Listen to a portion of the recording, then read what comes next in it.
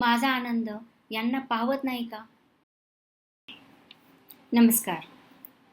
तुम्ही कधी असा विचार केला आहे का की आपल्याला आपल्या आई बाबा काही गोष्टींसाठी नाही का म्हणतात? व्हिडिओ गेम खेळू नकोस, मोबाईलवर जास्त इन्स्टावर जाऊ नकोस किंवा एखाद्या मित्राची संगत त्यांना आवडत नाही. त्यावेळेस बऱ्याचदा आपल्याला असं वाटतं की माझा आनंद यांना पाहवत नाही का? पण तसं नसतं मित्रांनो.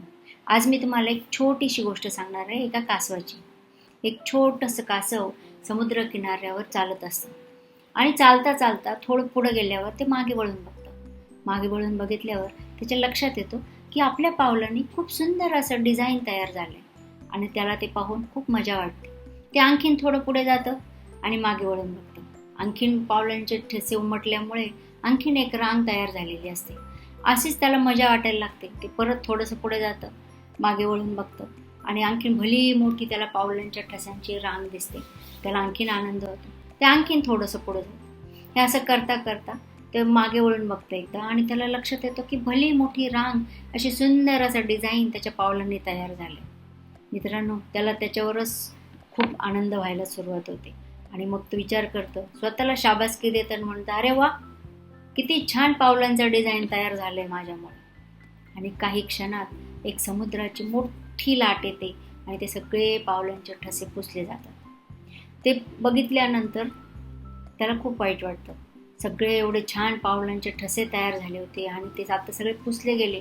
हे बघितल्यावर ते कासव समुद्राला म्हणतो, अरे समुद्रा, मी तर तुझ्या हृदयात राहतो, मी तुझ्यावर खूप प्रेम करतो, पण तुला माझा आनंद पाहावला गेला नाही का? एवढे सुंदर अशी पावलांची डिझाईन तयार झालं होतं आणि तू ते एका क्षणात पुसून टाकलं.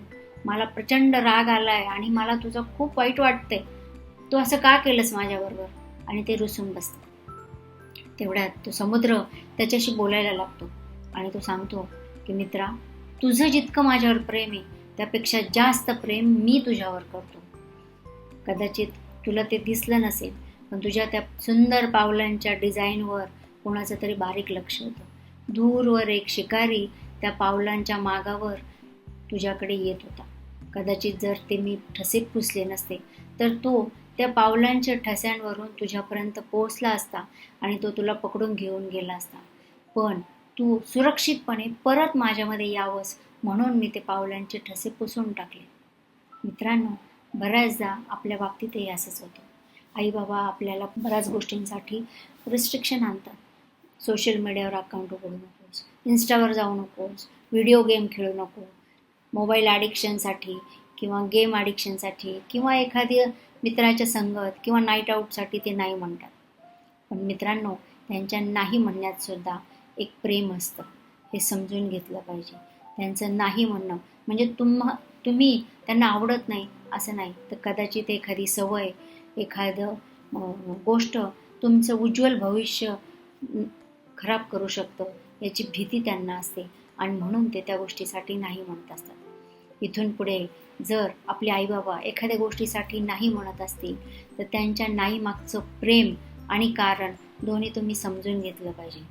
तसंच हा व्हिडिओ जर तुम्हाला आवडला असेल तर कमेंटमध्ये आय लव्ह यू आई बाबा असं नक्की लिहायला विसरू नका. आणि पालक मित्रांनो, हा व्हिडिओ तुमच्या मुलांपर्यंत नक्की शेअर करा. तुम्ही ज्यावेळेस एखाद्या गोष्टीसाठी मुलांना नाही म्हणता त्यामागे तुमचं असलेलं प्रेम आणि त्या गोष्टीसाठी का नाही म्हणताय याचं कारण मुलांना समजून सांगणं अत्यंत आवश्यक असतं. सो मित्रांनो, अशाच सुंदर करिअर गायडन्स, पॅरेंटिंग गायडन्स आणि हॅप्पी फॅमिली व्हिडिओसाठी मुद्रा प्रबोधिनीला नक्की सबस्क्राईब आणि फॉलो करा. मी राधिका कुलकर्णी, मुद्रा प्रबोधिनीमध्ये. जर तुम्हाला हा व्हिडिओ आवडला असेल तर नक्की सगळ्यांबरोबर शेअर करा आणि अशाच एका नवीन विचारांचं पुन्हा भेटूया. नमस्कार.